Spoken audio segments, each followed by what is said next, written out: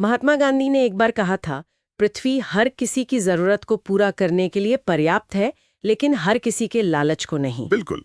और ये बात आज की हमारी चर्चा पर एकदम फिट बैठती है। हाँ, क्योंकि आज हम बात करने वाले हैं सामुदायिक वन संसाधन अधिकारों यानी CFR पर। जी, और खास तौर पर छत्तीसगढ़ में जो हाल में हुआ उसके संदर्भ में ये चर्चा द हिंदू के एक लेख पर आधारित है। और देखिए, ये विषय यूपीएससी एस्पिरेंट्स के लिए बहुत जरूरी है, मेंस और प्रीलिम्स दोनों के लिए। हाँ, और आम लोगों के लिए भी ये जानकारी काफी अहम है। तो सवाल ये है कि छत्तीसगढ़ में आखिर हुआ क्या? वन विभाग ने अपना एक निर्देश वापस क्यों ले लिया? इसका सामुदायिक वन अधिकारों और जंगल के शासन पर क्या मतलब है? चलिए इसी को समझते हैं आज। देखिए, हुआ ये कि छत्तीसगढ़ वन विभाग ने एक आदेश निकाला था। अच्छा। जिसमें उन्होंने कहा कि CFRR को लागू करने के लिए वो मतलब वन विभाग नोडल एजेंसी होंगे, और ये उन्होंने राष्ट्रीय कार्य योजना संहिता मतलब NWPC 2023 के हिसाब से किया था। लेकिन इससे जमीनी स्तर पर मतलब समुदायों में बहुत कड़ा विरोध हुआ, क्योंकि ये तो सीधे सीधे ग्राम सभा के अधिकार को अनदेखा करने जैसा था। अच्छा, तो ये ग्राम सभा के अधिकार कम करने की कोशिश थी एक तरह से।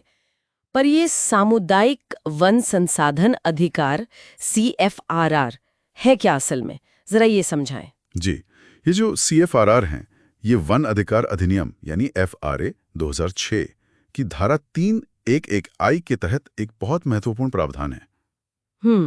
ये अधिकार देते हैं जंगल में रहने वाले समुदायों को, मतलब अनुसूचित जनजातियों STs और अन्य पारंपरिक वनवासियों OTFTs को। कैसा अधिकार? अधिकार कि वो अपने पारंपरिक जंगलों की सुरक्षा करें, उन्हें फिर से उगाएं, उनका संरक्षण करें और उनका प्रबंधन करें। यानी मैनेजमेंट का हक समुदाय के पास। हाँ, बिल्कुल। और इसमें मुख्य भूमिका ग्राम सभा की होती है।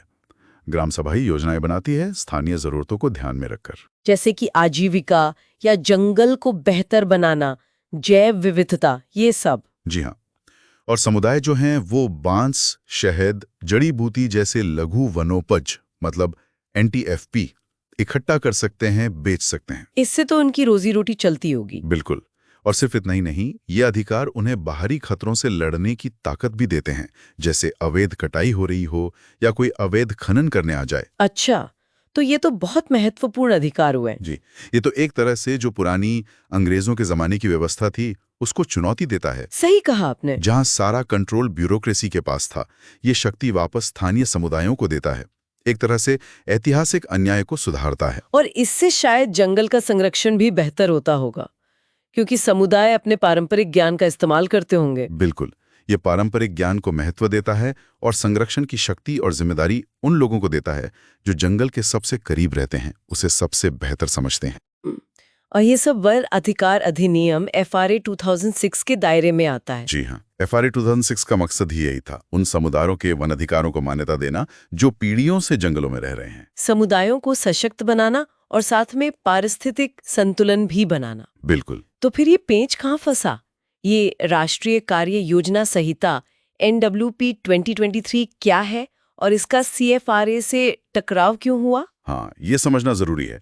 NWP 2023 जो है वो पर्यावरण, वन और जलवायु परिवर्तन मंत्रालय द्वारा जारी किया गया एक संशोधित ढांचा है वैज्ञानिक वन प्रबंधन के लिए। अच्छा। अब टकराव के बिंदु देखिए। NWP एक तरह से ऊपर से नीचे वाला नजरिया लागू करता है, टॉप डाउन अप्रोच, जबकि FRA तो ग्राम सभा को अधिकार देता है, नीचे से ऊपर वाला नजरिया, बॉटम अप। बिल्कुल, यही टकराव है। NWP का आधार है औपनिवेशिक वानिकी, जिसका मुख्य ध्यान लकड़ी निकालने पर था, टिम्बर एक्सट्रैक्शन। और FRA जोर देता है जैव विविधता और आजीविका पर। सही। और NWPC समुदायों के पारंपरिक ज्ञान की भी अनदेखी करता है। उसकी जो योजना प्रक्रिया है वो बहुत कठोर है। तो वो जमीनी स्तर पर जो लचीली CFR प्रबंधन योजनाएं चाहिए, उनके साथ फिट नहीं बैठती। हाँ, और इससे खतरा ये पैदा होता है कि वन विभाग CFR वाले क्षेत्रों पर अपना कंट्रोल वापस लेने की कोशिश कर सकते हैं, जैसा छत्तीसगढ़ में हुआ। समझ गई। तो फिर रास्ता क्या है? इन CFRs को प्रभावी ढंग से लागू करने के लिए क्या कदम उठाने चाहिए? देखिए, कुछ अहम कदम हैं। सबसे पहला तो है संस्थागत स्पष्टता। मतलब ये कि वन विभागों को ग्राम सभा के अधिकार का पूरी तरह सम्मान करना होगा, और जनजातीय कार्य मंत्रालय मोटा जो FRA के लिए नोडल एजेंसी है, हाँ, उसे ये सुनिश्चित करना होगा कि ग्राम सभा की स्वायत्ता बनी रहे। ठीक है, पहला कदम स्पष्टता। और दूसरा वित्तीय सहायता। 15वें वित्त आयोग ने सिफारिश की थी कि स्थानीय निकायों को सीधे पैसा मिले, तो CFR रखने वाली ग्राम सभाओं के लिए विशेष आवंटन होना चाहिए। ताकि उनके पास संसाधन हो योजनाएं लागू करने के लिए। जी। और तीसरा, क्षमता निर्माण। समुदायों को ट्रेनिंग देनी होगी कि वो अपनी प्रबंधन योजनाएं कैसे बनाएं और लागू करें। और तकनीक का भी इस्तेमाल हो सकता है, जैसे मैपिंग वगैरह। बिल्कुल, उड़ीसा और महाराष्ट्र ने किया है। CFR क्षेत्रों की डिजिटल मैपिंग और एक राष्ट्रीय डैशबोर्ड बनाना बहुत जरूरी है। और निगरानी कि सब ठीक से हो रहा है या नहीं। हाँ, ये भी जरूरी है। स्वतंत्र निगरानी।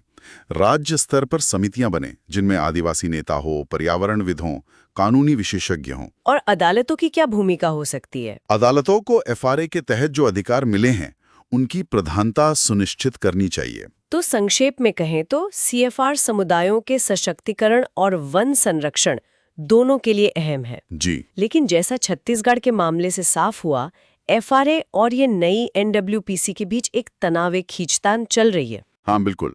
और इसका प्रभावी कार्यान्वयन तभी होगा जब संस्थागत स्पष्टता हो, वित्तीय मदद मिले, क्षमता निर्माण हो और समुदायों की भागीदारी हो। ये सारी चर्चा एक बहुत बड़ा सवाल भी उठाती है ना, कि वन शासन में ये जो केंद्रीकृत वैज्ञानिक प्रबंधन के तरीके हैं और जो जमीनी स्तर पर सामुदायिक ज्ञान और सशक्तिकरण है, इनके बीच सही संतुलन कैसे खोजा जाए। हाँ, खासकर आज के समय में जब हम जलवायु परिवर्तन जैसी बड़ी चुनौतियों का सामना कर रहे हैं। ये वाकई एक अहम सवाल है और इस पर लगातार विचार करने और रास्ते खोजने की जरूरत है।